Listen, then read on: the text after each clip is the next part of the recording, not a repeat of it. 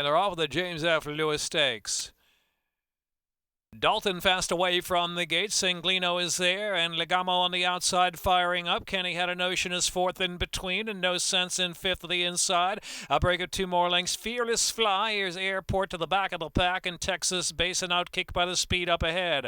Legamo sharp on the outside, testing Dalton early, and Singlino in between horses, a little tight there, third and shuffle back. Kenny Had a Notion with clear sailing is fourth outside, 3 wide. No Sense is next in fifth as they round the turn. Legamo kicks away by 2. On the inside, Airport still has 8 lengths to make up. Then it's back to Fearless Fly and Texas Basin ridden along back of the pack.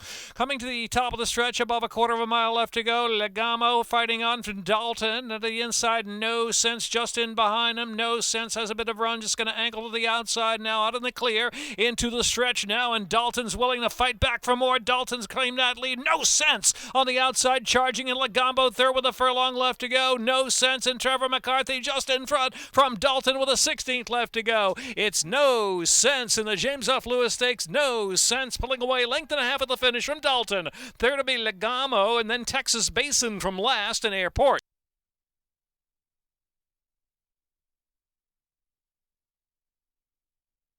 3, 4, 9.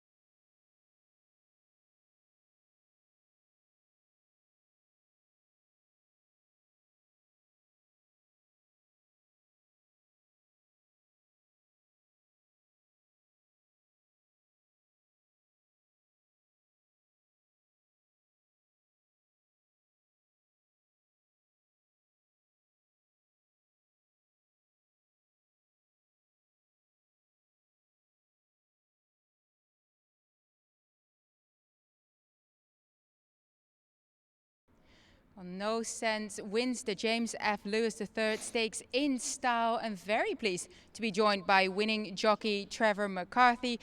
Trevor, tell me a little bit about your trip. You waited and then you asked him and he just responded for you. Yeah, we had a great trip. We had a good break. I was happy to get a good position and be following the 4-horse who finished second, and that was kind of my target to run with. So it was nice. We were able to save ground, get a nice little breather, and when we come past the 5/16 hole, I was just being patient with him. I knew I had a ton of horse underneath me and kind of just seeing where the 4 went. And as soon as I tipped outside of him, I just gave him a nice target to run at. And when it really wanted him to finish up strong, he did. And when I wanted him to take a little bit of a break at the wire, and when I knew I kind of had it, he settled down. You know, he's very push button. He does everything you want him to do. He responds to everything you ask him to do. And I'm just so delighted, so privileged, to be on this horse today. I just want to thank Cal, his son Anthony, the whole barn, Miles, who gets on him every day. So huge credit to them guys. They deserve it. So I was just happy to be the pilot. It feels like we might have not even seen the best of this horse yet. I saw you cross the wire here. He pricked his ears and he was geared down. Do you think there's much more to come? Yeah, he definitely, I wanted to leave a little something in the tank and not overdo it with him. He's a 2-year-old, so hopefully we'll have a bright future with him. And, Cal, he seems to always win these races and have these colts ready. So, like I said, big credit to them, and it's just a huge privilege to me. So, thanks, Cal, and you guys made me look good today. Well, I'm sure they're very happy as well with the ride you gave. No sense. But talking a little bit about getting on a horse that you don't know, you haven't sat on him before in a race anyway. You seem to move horses up quite nicely. As a jockey, how do you prepare to get on a different horse, and what is kind of your game plan? That's nice of you to say that I move horses up, but I've been very fortunate to ride great horses and nice horses, and just doing a little homework on him this morning and watching his videos. He's very professional.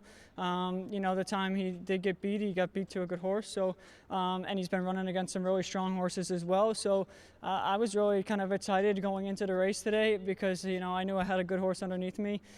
Cal gave me a lot of confidence with him and said he was really training well. So, when he says that, I usually give him a thumbs up and trust him in that sense. It's a good feeling, and I'm very fortunate for it. Well, keep up the good work, Trevor. Thank you so much. Thanks.